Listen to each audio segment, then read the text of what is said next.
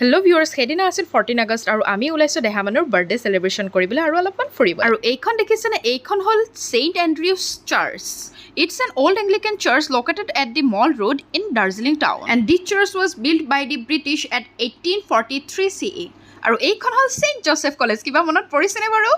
মে হু না, শ্বাহৰুখ খানৰ ফেমাছ ফিল্মখন ইয়াতে শ্বুটিং হৈছিলে।